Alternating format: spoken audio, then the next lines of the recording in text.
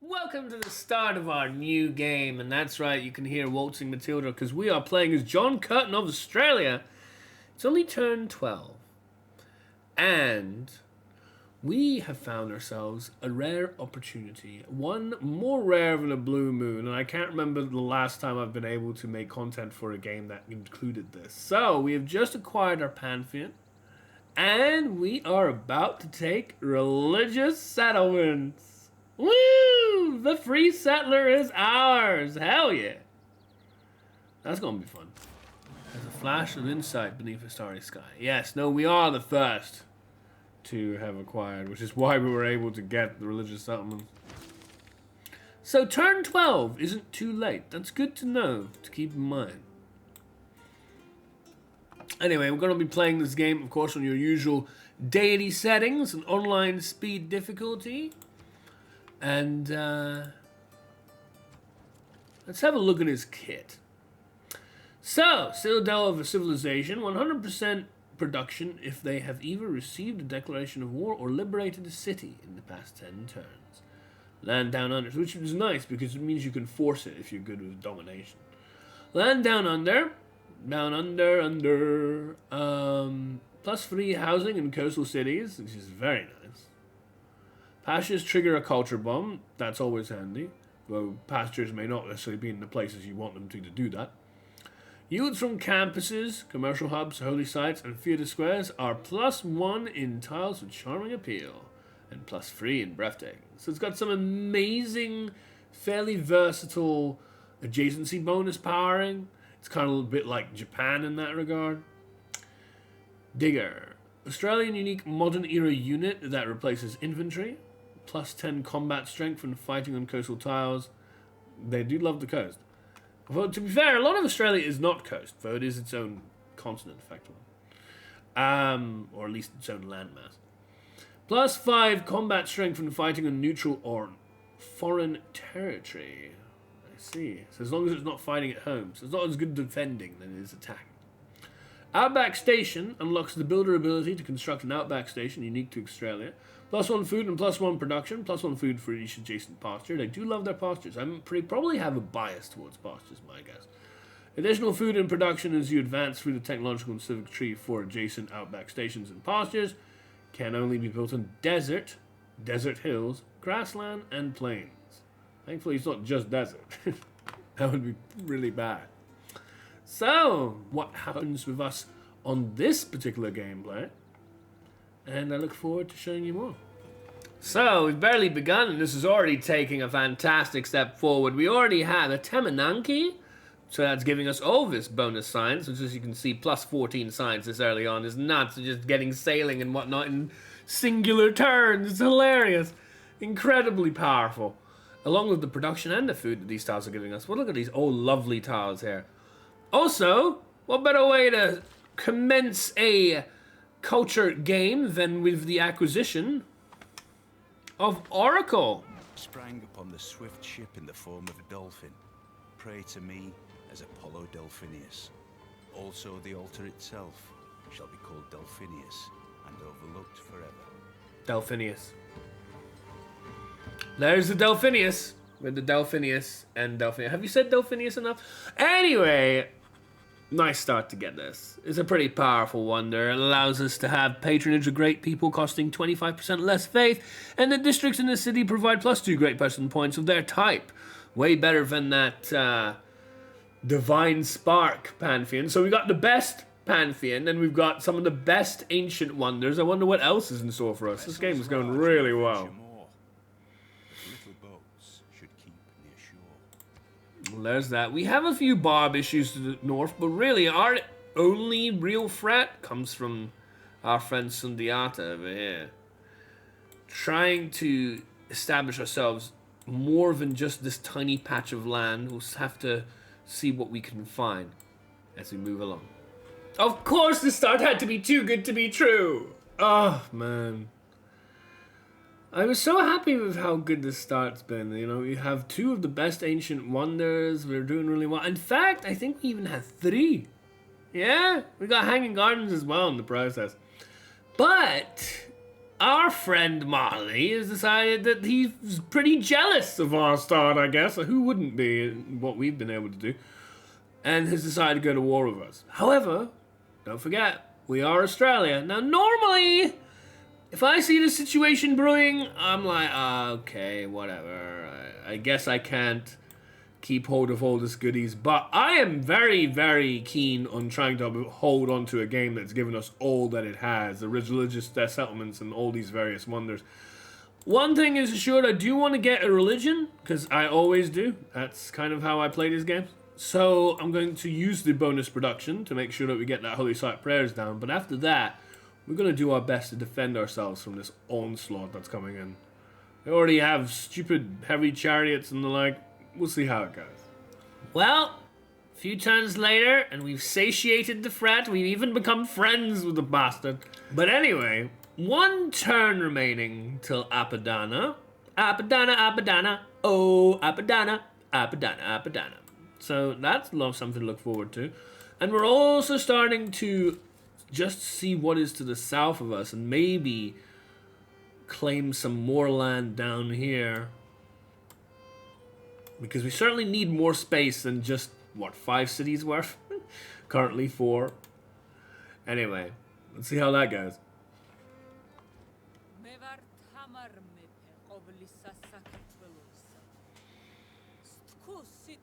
Flies to Shenny. Svalaye Shenny. Welcome, Tamar! I do like Tamar. Unfortunately, I don't like her as much as I used to. And by that I mean, to get her on my friendship side, she will want me to have walls. Now, we did build walls for that war, so maybe that will be enough. But I don't really want to be going out of my way to make walls everywhere. My ancestor Darius made this Apadana, but it was burnt down. By the grace of Ahura Mazda, Anahita, and Mithra, I reconstructed this Apadana.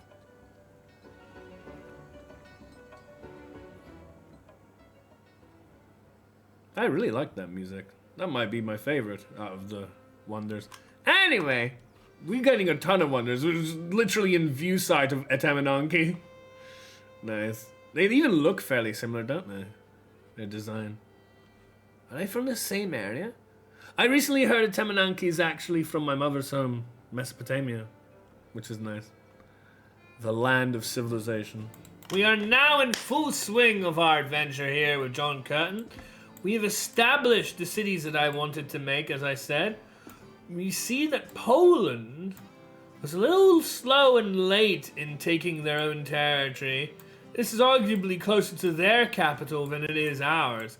But I'm more than happy to make sure that we make the most of it. And we're in the Golden Age, of course. We are in a monumentality Golden Age, which has helped us procure all this land and take all these cities. We now have 10 cities total in our empire, and we're not even done yet. We have more faith coming in, around 60 per turn, and I already plan to settle something over here on this land, and there may even be more up over this way. We're absolutely taking control of this game, and it feels real good to be here. We are one turn away from Hagia Sophia. As you can see, several wonders have already been built, and several wonders are on the way. We're making some wonderful theater squares. We can have a look here and see that this is a +8 adjacency theater square. It's just absolutely nuts because of the progress in production that likes of Australia can give us. I want to show that indeed, with only a 43 total, we are the first civilization to make a mark in the cultural tourism game. We finally have free foreign tourists. Getting free foreign tourists this early and being the first ones to do so massively excels our ability to finish this game and win it earlier than normal. So stick around for that. So you may have heard the idea that a culture game is a bunch of phases. In fact, arguably most win cons are, but particularly you may have come across certain phrases like wonder spamming and then moving to like national parks and things like that. We have basically come to the crossroads of those. We're about to build, what, our second, maybe third national park? Our third national park. All its shimmer and shine, the music and all that. That's all good. And we are closing in on our wonders. We are still building them, but they're getting less and less, and we have less targets to focus on. Currently a turn away from Cristo Redentor right here, which will definitely help, especially if we plan to build seaside resorts, which we do have a lot of coastal land, so we might well be able to take advantage of that. But also in regards to like religious pressure and things like that, because of what Cristo Redentor gives us. But a lot of the wonders that we are building here is the Eiffel Tower for the appeal for more national parks, are things like Hermitage, are things like Apadana, are things like St. Basil's Cathedral. And what I want to talk about is that, yes, it's nice to get more wonders, and all wonders are somewhat powerful. We have also Broadway over here. But it's not just some sort of mindless, willy-nilly grab bag where you just go around trying to get as many wonders as you want. Yes, you can do that, and it does help. Every single wonder does help. But do be aware that culture games revolve around great works. The best way to get a culture victory going is to have great works and to house great works. And so I am very keen that we make sure that we have access to things like Bolshoi Theatre, Broadway, St. Basil's Cathedral, Hermitage, and the like, Apadana, that all have great work slots. Of course, the most powerful great work slots when you have the religion that we do is reliquaries, and therefore relics. But great work slots, and it's also why I really value Sundiata Keita with his additional great work slots that also add to production and things like that from the markets, is a big deal. Yes, it's nice to have Chichen Itza in a place that has a fair number of, rainforest. And it's nice to have, Statue of Liberty and things like that. And Venetian Arsenal. It's nice, and it's something you can always have your other cities do, especially if you have as many as I do. But do be mindful of the priority of wonders. Some wonders are not built the same as others, as we all know. And I believe that is largely down to whether they can and how many they can and what kind of that they can great works. Because that will affect your ultimate value of which numbers are highest, the greatest. We did it! The best, fastest culture victory on deity I've had of date. We are 142 to 3 turns in. Victory imminently in 1. And as you can see, we have achieved quite the quick victory with John Curtin, which, Australia is a fantastic civ. I never liked them when I was learning the game because they kept wanting to go to war with me, but playing as them is a lot more fun. Some things I want to talk about to try and explain why it was so profitable. Well, it's best to show the visiting tourist map and the distribution. As you can see, some of these numbers are not like the other. Some numbers are nice, 2, 3, 4, whatever, help contribute, but this 10, this 11, this 16, which is the whopping greatest number we have, why are they so much better than everyone else?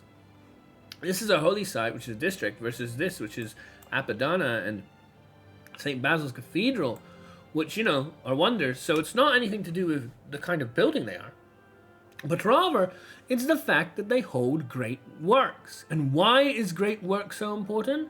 Well, because of our religion. Religion of reliquaries, which is really important for a culture game, triples your tourism output. And when we have a look at what they are holding, they are of course holding relics. And in the case of Basil's Cathedral, 3 relics. So Basil's Cathedral is churning out a whopping 96 tourism per turn, which every 100 converts into yet another point. And of course Apadana is churning out 48, and similarly to that. And that is why they are so powerful. Also, I want to take a brief moment to talk about the fact that we were early on the board here. We were the first ones to get any sort of traveling tourists, and that's a big deal. It helps stop the opponents from making the goalposts so far ahead and away. Normally, I have to get to around 300 plus traveling tourists before I can win a game of Culture, which is why it usually takes around 30 turns longer.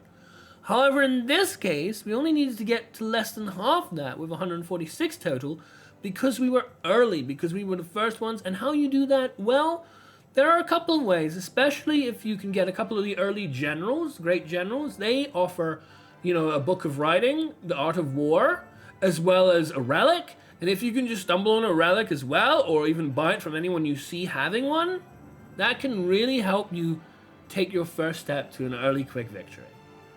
Well, I hope you enjoyed the video today, guys.